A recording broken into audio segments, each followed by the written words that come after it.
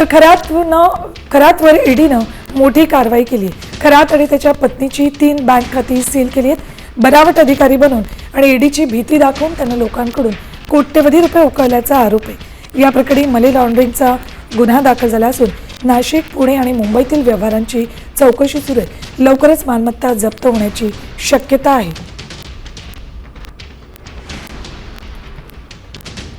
बघा, खरात पती पत्नीची 3 बँक खाती ईडीनं सील केली आहेत।